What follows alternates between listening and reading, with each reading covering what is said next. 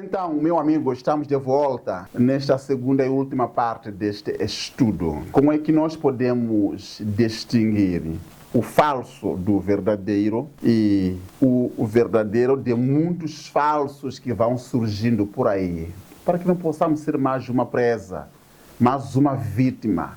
O que o diabo quer é levar muita gente à perdição. Vamos então rapidamente marcar o primeiro sinal que nos permite distinguir o verdadeiro dos falsos profetas. Anota aí, vai para Isaías capítulo 8, o verso 20. Vamos então apreciar o que diz o texto bíblico. Veja, à lei e ao testemunho, se eles não falarem segundo esta palavra, nunca verão a alma. Percebeu? A expressão a lei e ao testemunho é a expressão hebraica para a Bíblia Sagrada, ou seja, para todo o Antigo Testamento. Então, segundo o profeta Isaías, no capítulo 8, verso 20, diz que se o profeta não nos conduz às Sagradas Escrituras, se o profeta, portanto, desenvolve suas doutrinas fora da Bíblia Sagrada, este profeta é falso. Ele não deixa de ser profeta. Ele é profeta, mas não vem de Deus. Portanto, podemos aqui sublinhar dois aspectos. Primeiro aspecto, o profeta tem que ser bibliocêntrico, não é? Perceba aí, bibliocêntrico, ou seja, tem a Bíblia Sagrada como a nota tônica, como o centro das suas doutrinas, dos seus ensinos.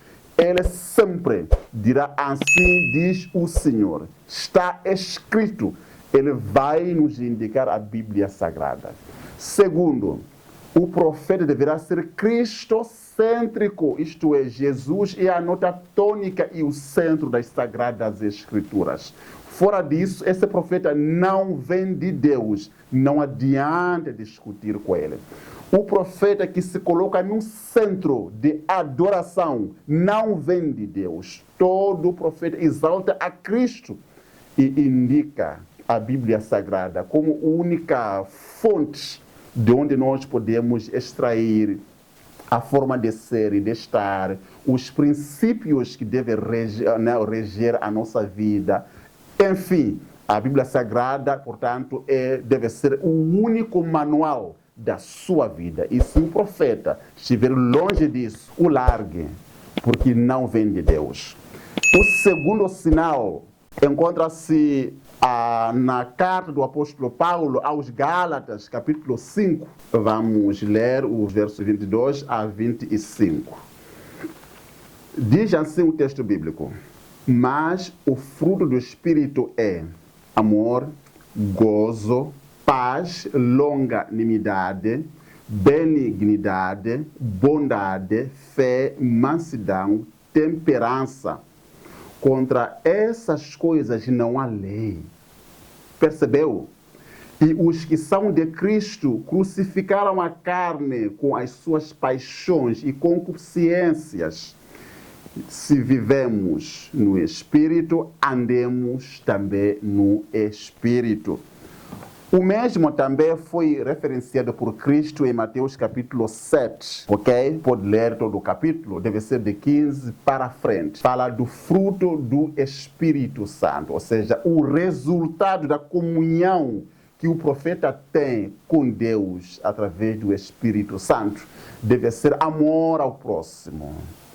Deve ser alguém que promove a paz entre os irmãos.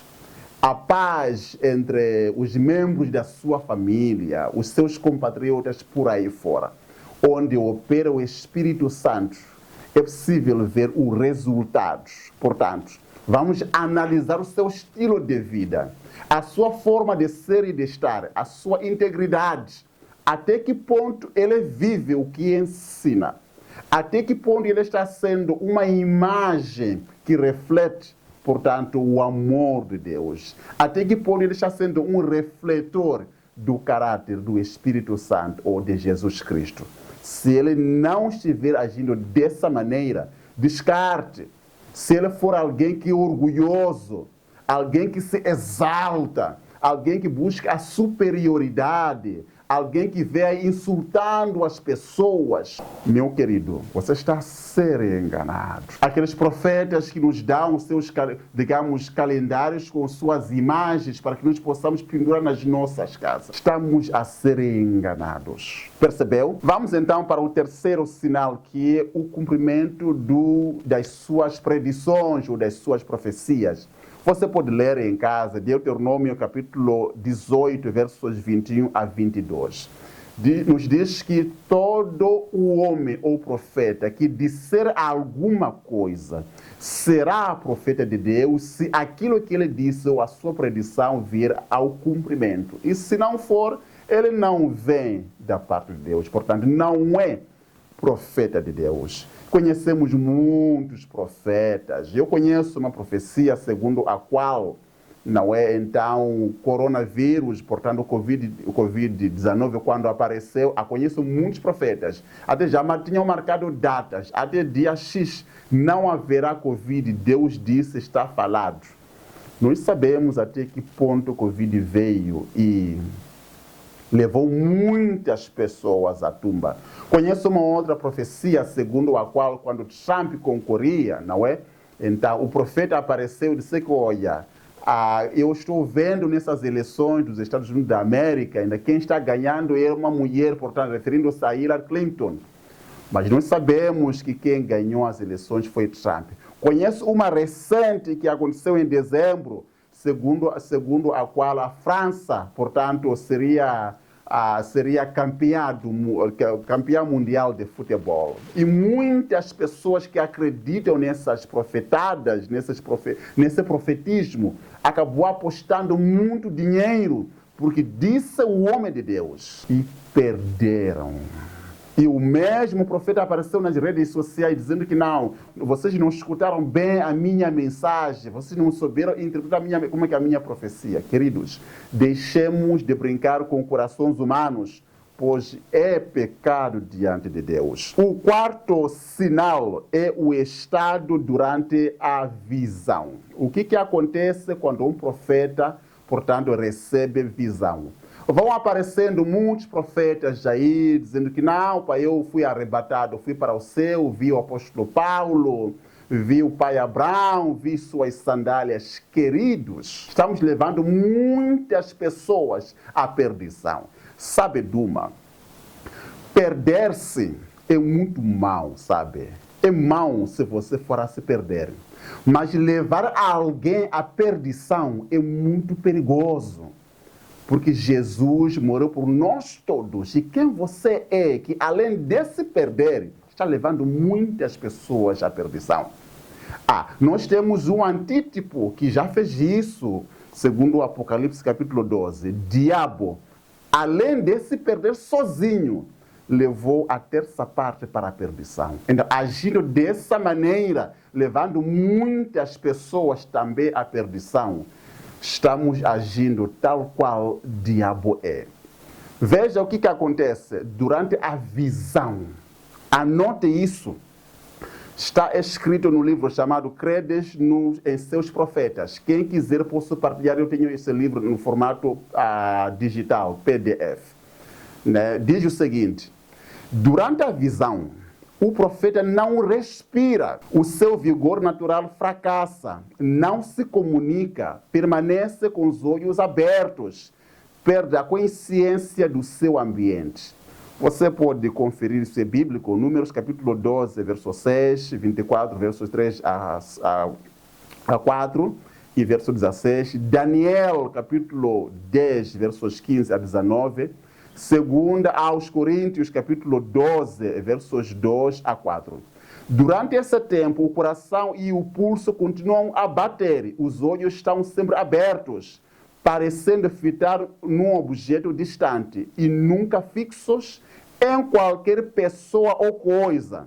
Estão sempre voltados para cima, têm expressão agradável, Portanto, não existem aquelas manifestações exóticas aí, não é? Não há olhar espantado ou qualquer aparência de desmaio. Pode aproximar-se de repente à mais brilhante luz ou fingir que se atira alguma coisa dentro deles, sem que haja nunca o mais leve pestenejar ou mudança de expressão por causa disso. Enquanto está em visão, cessa todo o movimento respiratório.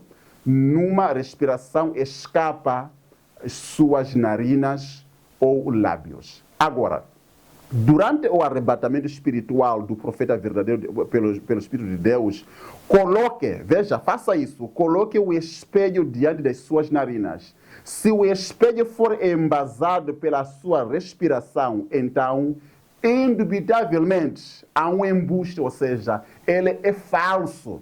Porque durante a visão o profeta não respira, ou seja, ele perde de vista tudo quanto acontece aqui, não tem nenhum contato com o seu ambiente. Ele está conectado com o céu, ok? E quinto e último sinal que nós temos é o chamado verdade presente. Todo profeta de Deus que aparecer vai pregar o que chamamos teologicamente de verdade presente. Quero um exemplo. Apareceu Moisés e Arão. Pregaram sobre o quê?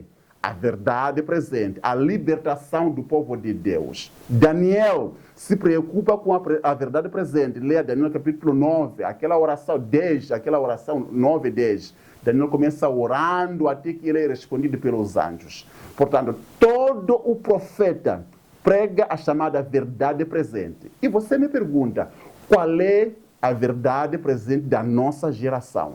Número 1, é a busca do batismo pelo Espírito Santo. Queremos todos que Cristo venha e dizemos Maranata, isso é verdade. Mas vamos ser sinceros, a única entidade divina que nos prepara para a segunda vinda de Cristo, a parousia, é o Espírito Santo. A razão pela qual nós temos que orar, portanto, pelo batismo do Espírito Santo. Esta é a nossa e urgente necessidade como igreja, como cristãos.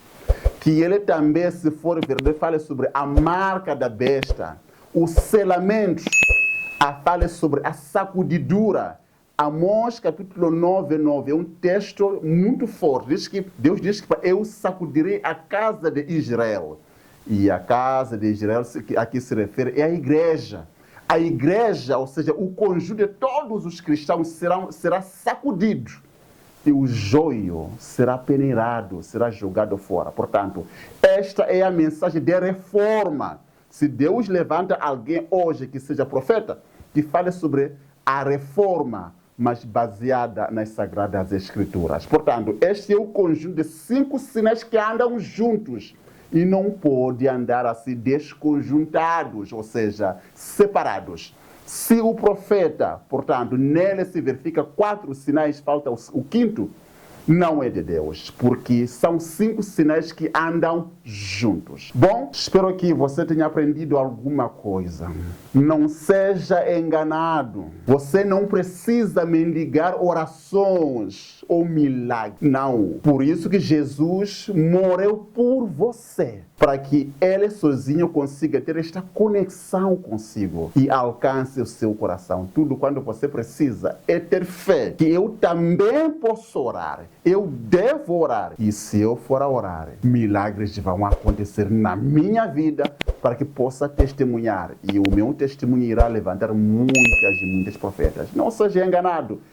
Você que é profeta, que sabe muito bem que está errado o que você está fazendo. Meu irmão, o castigo que virá de Deus não é uma brincadeira. Deus sabe que você é um embuste, você é falso. Deus sabe. E Deus não lhe castiga hoje, sabe por quê? Porque a Bíblia diz que onde abundou o pecado, superabundou a graça. Mas você não precisa abusar a graça divina.